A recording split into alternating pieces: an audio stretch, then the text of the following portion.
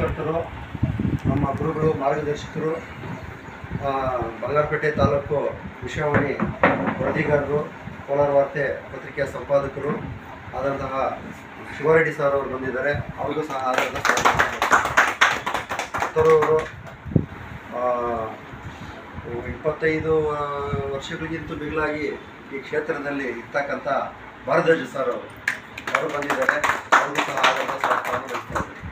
ಮತ್ತೊಬ್ಬರು ಕೋಲಾರ ಹೆಡ್ಲೈನ್ಸ್ ಪತ್ರಿಕೆಯ ಸಂಪಾದಕರು ಬಾಬಾಜನ್ ಅವರು ಬಂದಿದ್ದಾರೆ. ಅವ್ರಿಗೂ ಸಹ ಸ್ವಾಗತ. ಮತ್ತೊಬ್ಬರು ಮಾರ್ದನಿ ಪತ್ರಿಕೆ ಬಂಗಾರಪೇಟೆ ತಾಲೂಕು ವರದಿಗಾರರಾದ ಜಯಂತ್ ಕುಮಾರ್ ಯಾದವ್ ಅವರು ಬಂದಿದ್ದಾರೆ.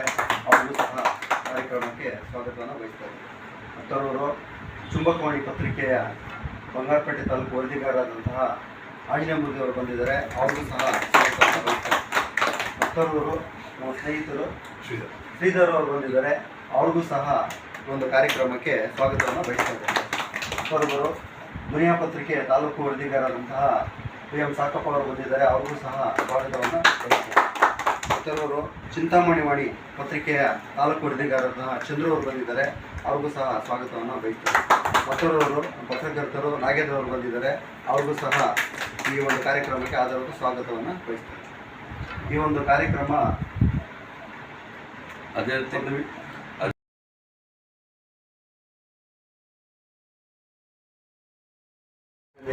ಸಂಸ್ಥಾಪಕ ರಾಜ್ಯಾಧ್ಯಕ್ಷರು ಬಂಗ್ಲೆ ಮಲ್ಲಿಕಾರ್ಜುನ್ ಸರ್ ಅವರು 1 ವರ್ಷ 2 ವರ್ಷ ಹಿಂದೆಯೇ ಬಂಗಾರಪೇಟೆ ಬರಬೇಕಾಗಿತ್ತು. ಕಾರಣ ಕಾಲ ಕೂಡಿ ಬಂದಿಲ್ಲ. ಇವತ್ತು ತಾನಾಗಿ ಕೂಡಿ ಬಂದಿದೆ. ಅದಕ್ಕಾಗಿ ನಾವು ನಮ್ಮ ಇನ್ನೊಬ್ಬ ಪತ್ರಕರ್ತರು ಸೀನಿಯರ್ ಆದಂಥ ಅವ್ರ ದಾಸ್ ಸರ್ ಅವ್ರ ಮುಖಾಂತರ ಇವತ್ತು ಬಂಗಾರಪೇಟೆಗೆ ಪಾದಾರ್ಪಣೆ ಮಾಡಿದ್ದಾರೆ. ಮೇ ಬಿ ಇದು ಫಸ್ಟ್ ಟೈಮ್ ಅಂದ್ಕೊತೀವಿ ಈ ಒಂದು ಸಂಘಟನೆ ಬಂಗಾರಪೇಟೆ ಬಂದಿರೋದು. ತುಂಬ ಖುಷಿಯಾಗಿದೆ. ಈ ಒಂದು ಕಾರ್ಯಕ್ರಮಕ್ಕೆ ಬಂದಿರೋದಕ್ಕೆ ನಮ್ಮ ಬಂಗಾರಪೇಟೆ ಪತ್ರಕರ್ತರ ವತಿಯಿಂದ ಸರ್ ಅವರಿಗೆ ಆಧಾರದ ಸ್ವಾಗತವನ್ನು ಬಯಸಿರ್ತಕ್ಕಂಥ ಶಿವರಾಜ್ ಅವರು ಬಂದಿದ್ದಾರೆ. ಅವರಿಗೂ ಸಹ ಮುಖಾಂತರ ಸರ್ಕಾರಕ್ಕೆ ರಾಜ್ಯಾಧ್ಯಕ್ಷರಿಗೆ ಅವೆಲ್ಲ ವಿಚಾರ ಗೊತ್ತಿರ್ತಕ್ಕಂಥ ವಿಚಾರ. ಬೆಳಗಾವಿ ಒಂದು ಪ್ರತಿಭಟನೆಗೆ ಬಂಗಾರಪೇಟೆಯಿಂದ ನಾವು ಜಾಯ್ನ್ ಆಗಿದ್ವಿ.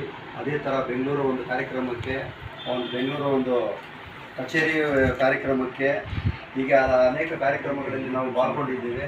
ನಮಗೆಲ್ಲ ವಿಚಾರ ಗೊತ್ತಿದೆ.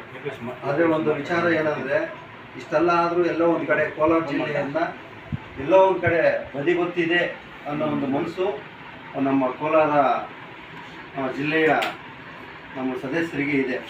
ಅದಕ್ಕೆ ಕಾರಣ ಏನು ಅನ್ನೋದನ್ನು ರಾಜ್ಯಾಧ್ಯಕ್ಷರು ತಿಳಿಸ್ಕೊಡ್ಬೇಕಾಗುತ್ತೆ.